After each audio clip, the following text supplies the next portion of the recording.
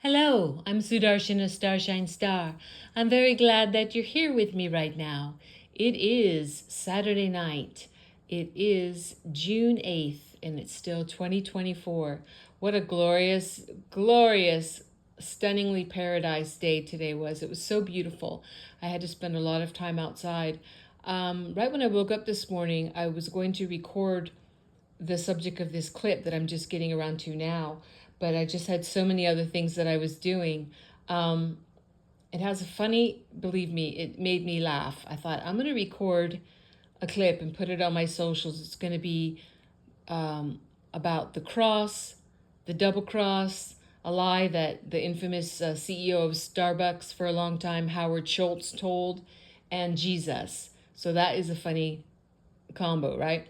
Before I get into it, I'm going to, like I do with all of my clips, I'm going to begin this clip with the 3 opening prayers. They're in Sanskrit and Telugu, and they're short. This is to bless and protect, uplift, and inspire you, me, and this clip. All right. Om, Om, Om. Guru Brahma, Guru Vishnu, Guru Devo Maheshwaraha, Guru Sakshat Parabrahmam, Tasmahi Sri Guruvena Namaha. Om Suklam Bharataram Vishnum, Sashivarnam Chatubhujam, Prasanavadanam Dhyaye Sarva Vigno Prashantaye. Om Bhur Suvah Tat Savitur Varenyam Bhargo Devasya Dhimahi Dhiyo Yo Naha Prachodayat. Om Shanti Shanti Shanti.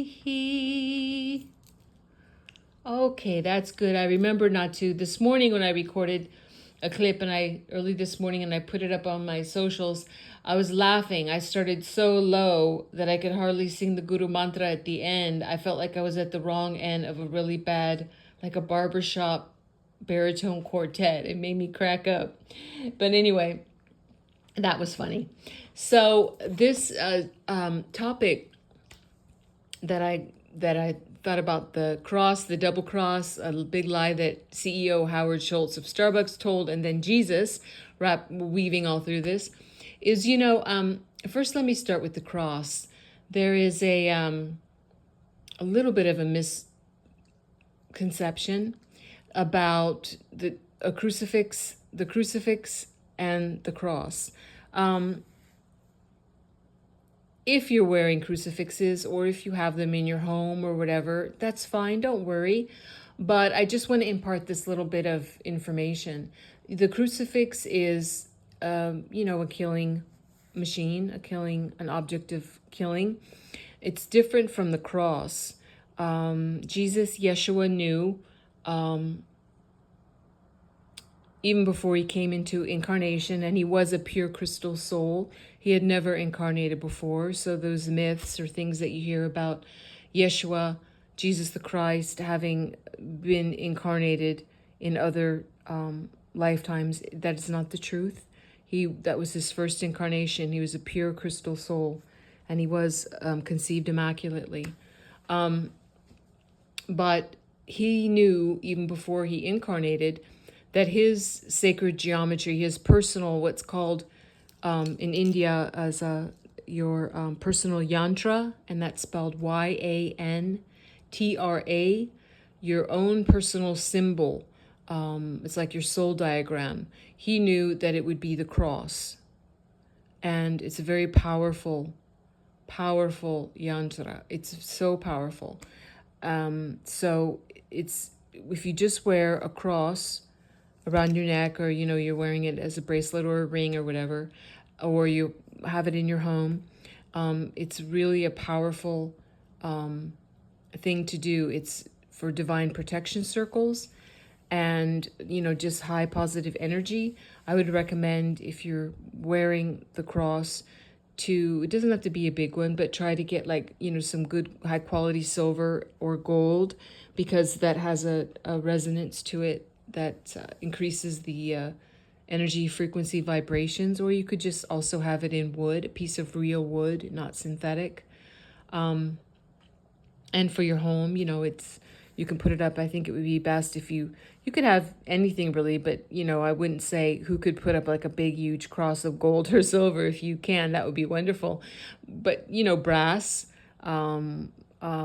or other metals, or just a good piece of wood, and you can even carve it yourself and think of Yeshua while you're doing it. It would be so powerful. So why I'm saying that is I was reminded of the double cross. There's so many symbols. We're still in a huge battle on this whole earth realm, the biggest that has ever been, because it's in the heavens and the cosmos as well, between dark and light, between good and evil, really between God and what we can call the devil and all the devil's minions. It's real. It's not a pretend thing. And we're still in the battle. Yes, the light is winning, and there's no doubt that God will win. The goodly and the godly will win, but we can't be complacent about it, and we're still very much in the battle.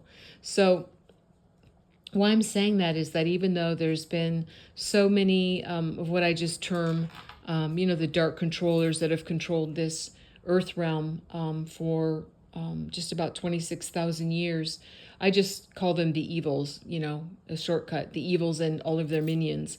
And there's many, many branches of the evils. And I've spoken about this before in some of my clips, and I will speak about it in more detail in other clips of mine, but not in this one. So the evils, one branch of the evils, the dark satanic cult really has infiltrated by this time just pretty much everything, all of our institutions, and this is not just in America, it's worldwide. All the politicians, the governments, the royals, the education system, the medical system, the advertising system, the food supply, water supply, manufacturing, the beauty industries, just so much, a lot. But it is getting cleaned up.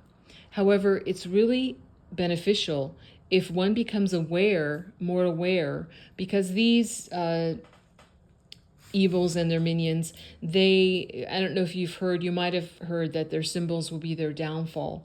They're just in love with always showing what they are through symbols, through etymology, the meanings of words. Satanists love to turn everything backwards and upside down and do lots of stuff like that, but they always are showing you what they are. We have this in all of our cinema, our movies, our films, streaming, whatever, books, all kinds of stuff. Part of it is predictive programming. It is a technique that any black magician is well aware of, where you can use the creative sources and forces of the humans in their third eye imaging.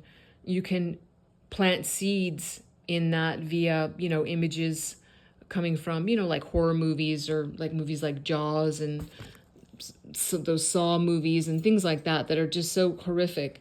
You can plant those images, which were not there before, in beings' third eyes. In India, it's called the Guru Stan, while they're watching movies or streaming or reading books or whatever, watching TV programs. And then when that's combined with a high intensity of emotion, like when you're in a movie theater and people are all screaming and crying and going through like the roller coaster of emotions. When you combine imaging with that emotion, that's how you create. That's one of the ways that the humans co-create their reality. And the evils know this. So anyway, if you look at there's so much. If you look at just in America here, at just not only just the big corporations, but the middle-sized ones and even small ones, you just see in the advertising and the logos, everything, their symbols are everywhere. And it's really good when you can start to become aware of it, because you can say, oh, that's not for me, and don't support it with your money or give it your energy. And it's much better than being, unaware. Really, it is. So one symbol is called the double cross, and it's visualize, if you will, a vertical line and then two horizontal lines underneath it crossing it. So that image is called the double cross, and it is a symbol from the Knights Templar, who, yes, when they were originally formed, the Knights Templar were formed to be protectors of the sacred bloodline of Yeshua and Mary Magdalene, but they were infiltrated. So, they turned dark and very much did just so many horrible things, not just starting off with their banking practices in the Crusades, but there's so much that I can't go into because I really don't have the time on this clip. But that Templar symbol, just start to be aware of it. You can see it in so many American and international corporations, if you just start to notice something like that.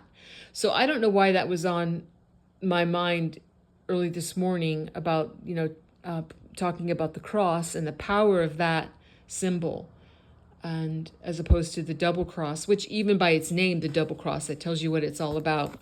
Because this is something else about the Satanists, about the dark cult. They're always vying for power. So, there's always betrayal, abandonment, upset, endless battling and wars among themselves is par for the course.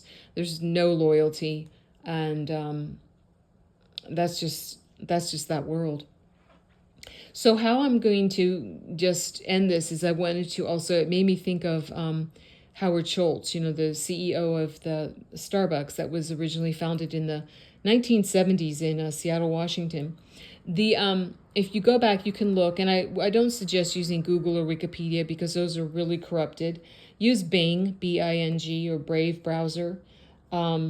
And you can look up to see the original. What was the original black and white 1970s Starbucks logo? You'll see it looks like a black and white kind of a wood carving thing. And in his book, Howard Schultz lied, and he put this big whopper out there that it was like a Scandinavian or Viking, as he called it, wood carving piece of art, and that's why Starbucks used that for their quote unquote siren for their logo. But he was off, about 175 years. It was such an easy lie to catch. What he was referring to in the book, the Scandinavians, or in parentheses, Vikings, did not have that art of wood carving at the time that he claimed that this piece of quote unquote art was, coming from. So it was an easy lie to catch. It's not a Nordic, Scandinavian, or Viking wood carving. If you just take it, the original image, and you just turn it upside down, and if you look for it on the internet, you'll see easily when it comes up. This is pretty common knowledge now. You will see what it looks like upside down, and you can see that what it really is the head of the Baphomet. That's a form of Satan that the dark cult worships. It's the goat head, like the goat head of Mendes.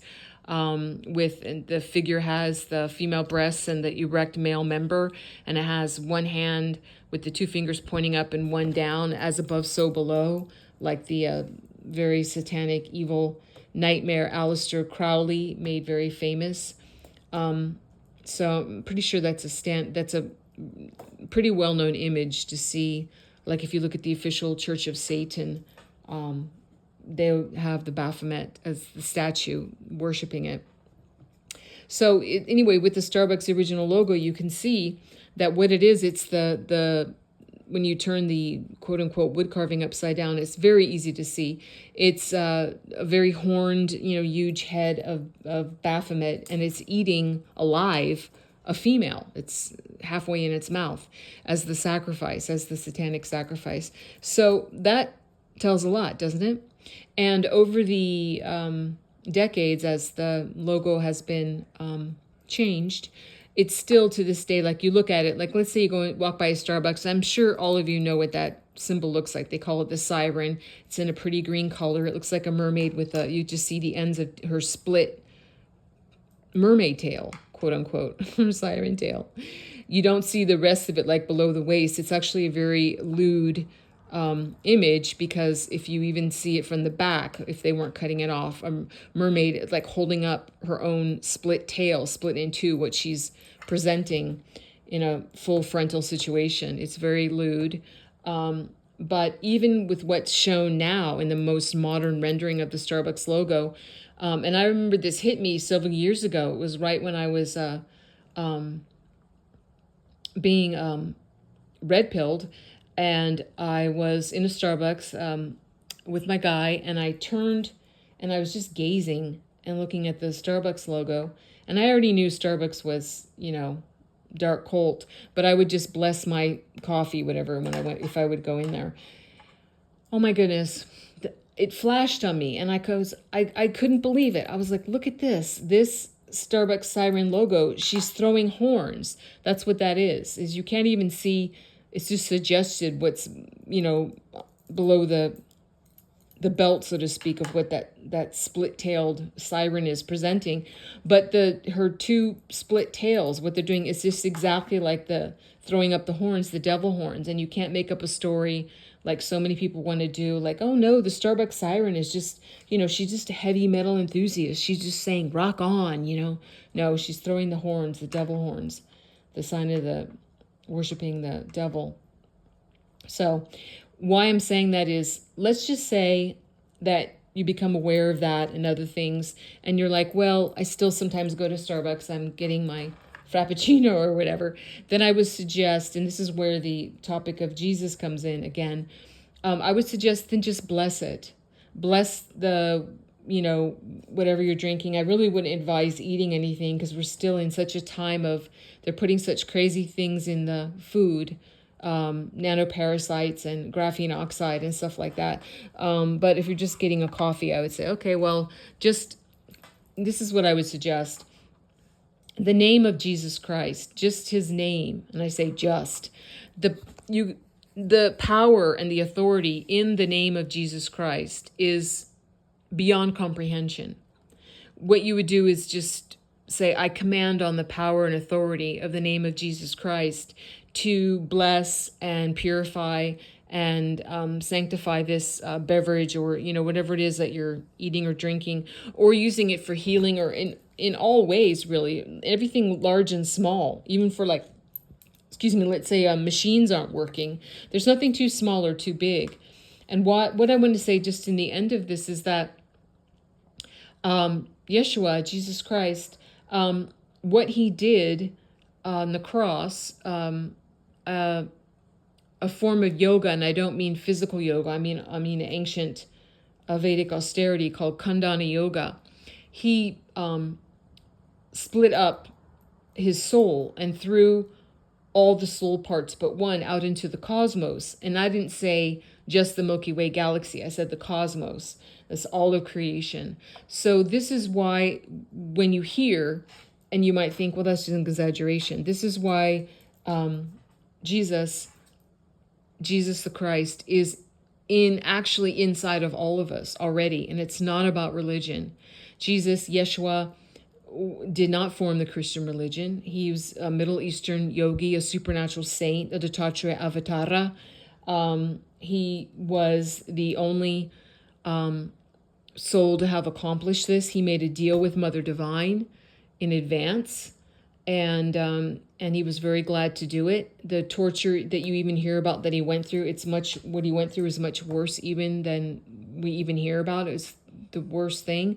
And one reason for that is that his blood had to be spilled that way, almost all of it, because it went into the earth. It was soaked up by the earth, and it was usually transformational into the earth element of this planet to receive his sanctified blood like that, to help change the dream of this planet, to help humanity. So it's a lot more than that, but I'm just really simplifying it. What I just want to say is just though know the power of that name, Jesus Christ. And you can see the evils in all the movies, what they've done forever in TV shows and commercials and everything else. They always want to use that name as a curse word. And even in G-rated movies, whatever, you always have people using that as a curse. They always want to say that because the evils want us just to think of that as a curse word and not remember the power of that. And Jesus did give that to us. And that's for everyone. It's not about religion. So just add it in. If you are happy practicing your faith, whether, you could be Buddhist or Muslim or Hebrew, whatever.